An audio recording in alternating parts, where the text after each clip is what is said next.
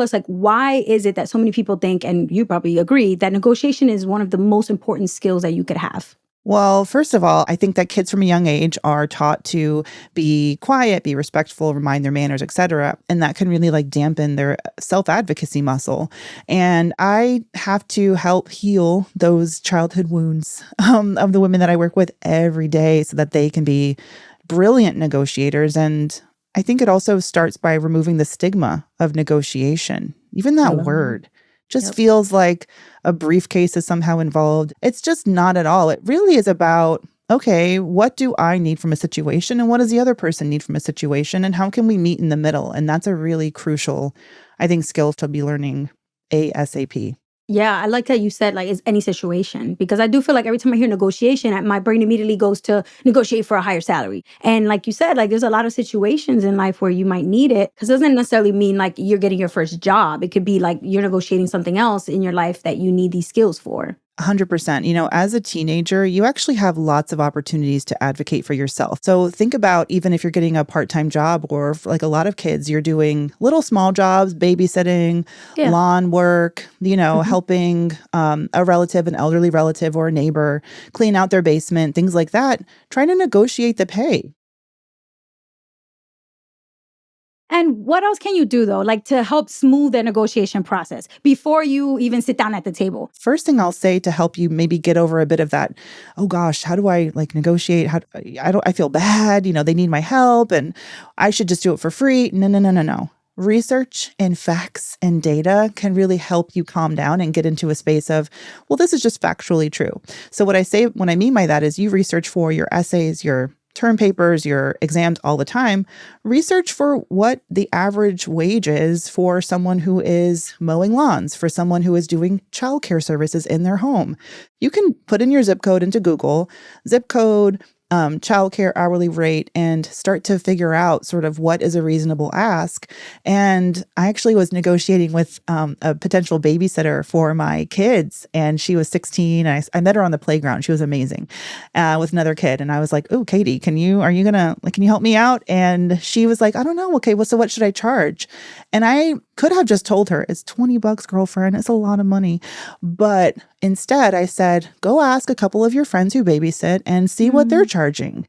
Because that is important too, is to like from an earlier age, get comfortable talking about money with your peers, because it's the same thing I'm going to tell a 35-year-old in corporate America is go talk to a person, talk to a friend, a peer about what they're making if you're not sure, if what you're making is fair. And it's just fun to see the parallels between ways you can be advocating for yourself and talking about money as a teen and how they totally apply in 20 years. Now, in my experience with negotiations or talking about negotiating, I feel like there's a much bigger focus on tactics, strategies, or one-liners, and people don't really talk about relationship building. So, can you talk about the role that relationship building plays in negotiating? When you have a reputation, when you're the kind of person that people enjoy working with, they find you to be fair and generous and, empathetic and just a kind person in general, they're going to be so much more likely to be willing to come to the table and actually, give you something of what you want because they already have this rapport with you. A lot of the negotiation I teach, it happens before you're actually asking for the thing. Your negotiation starts by how do you greet someone when you walk in, to your job or to school that day? How do you respond? Are you respectful to your peers? Are you respectful to your teacher? Because baby, believe me, when you walk in there and you're like, can I get some extra credit for doing this, such and such, my grade's a little low. 100% it's going to rely on how does that teacher feel Yep. about you? Yep. What's the quality of y'all's relationship and your rapport? Just this like genuine respect and kindness can go so, so far. People want to root for you, and you can't underestimate the value of that when it comes to negotiating. Talk us through what happens if you're in a negotiation and the two people that are negotiating have completely opposite interests and desires. Like, you want this one thing, I want a complete opposite of that. How can we, both win, right? If like we want opposite things. Yeah. I mean, it's not really, it's the frustrating word compromise, which if you look at it, I talk a lot about negotiations. I think both sides of the negotiation, you should walk away feeling like you've both gained something.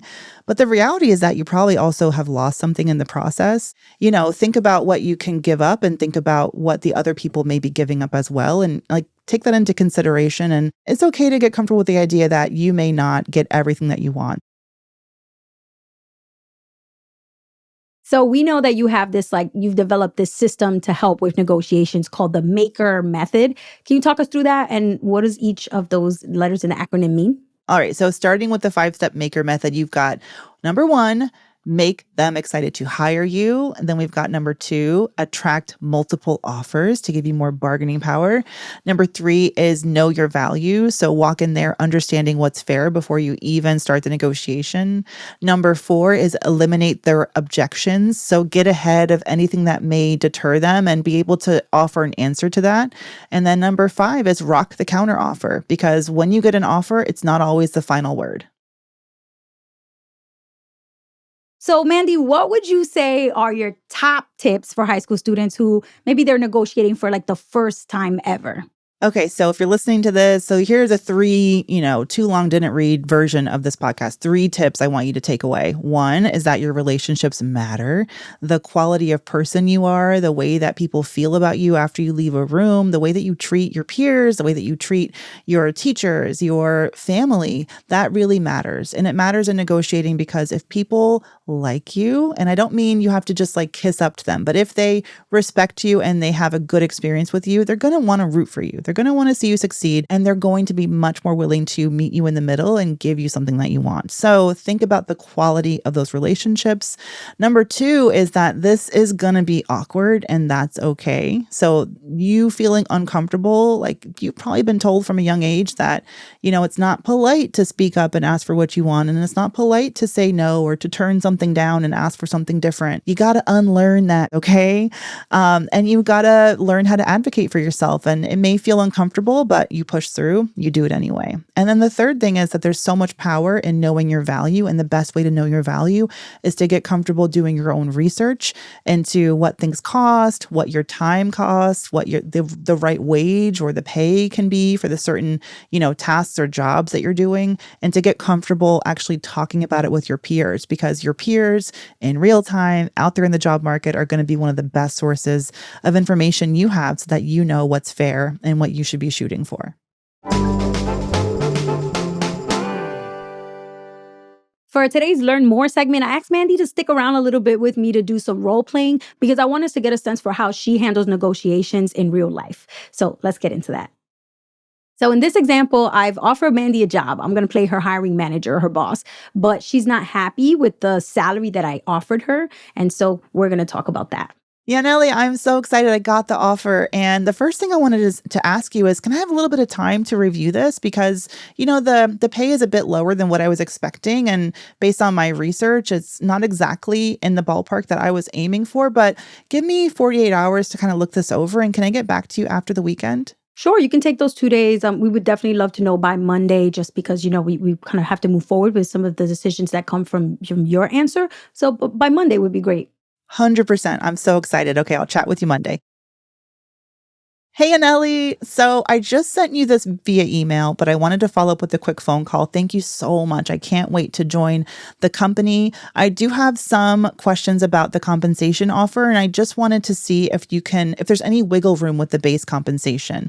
I understand that there are some budget constraints, but when I've looked at a few competitors, and in fact, I have a job offer that I'm expecting anytime this week from a competitor who is going to be offering me $60,000. And I know that right now the offer stands at 50K, but I'd really like to work with you. So if there's anything that you can do to increase that base compensation, I'd be ready to say yes. And we can get this party started right now. Absolutely love your enthusiasm. We'd love to have you join right away and get you started. But to be completely frank, I can't really go above 55,000 in terms of this particular position. And that's sort of what I'm working with, right? And so I know there's probably other offers that are a bit higher than that, but with the budget that we're working with, I could only go up as high as 55,000. Would that work for you? Okay. I mean, I really appreciate that. I mean, that's meeting me in the middle. One of the things that I think we could also consider is there any availability for an initial sign-on bonus? Even if we were to do $5,000, and you could pay that out quarterly even, or it can be a one-time lump sum. I'm open to, I'm flexible there, but that would make me feel more comfortable really starting off on the right foot, coming in ready to do the job because I know that I am getting my value. And then also it could help you, I think, with your, budget constraints. And I'm hoping that there's some wiggle room, maybe with like a one-time signing bonus. I hadn't considered that for this role, but I'm happy to take that back to our HR team. I think something that's split quarterly may actually work better for the budget rather than because, we were told this particular role can be more than 55,000 all at one time in order for you to start. But let me take that back to our HR team and let you know. Mhm. I can definitely let you know by tomorrow morning. Can we reconnect around 9 a.m. tomorrow and talk more about this? Oh, thank you so much. I really appreciate you taking this to the HR team, and for being flexible and understanding. Again, like I'm really excited to work with you. I think that we'd be such a great team, and I just understand and I just appreciate that you respect where I'm coming from and are really understanding the position that I'm in. But absolutely, we can talk tomorrow. Great. I can't make any promises, but I'll do what I can to see if I can go with the quarterly bonuses that will add to the $55,000 offer. Thank you so much.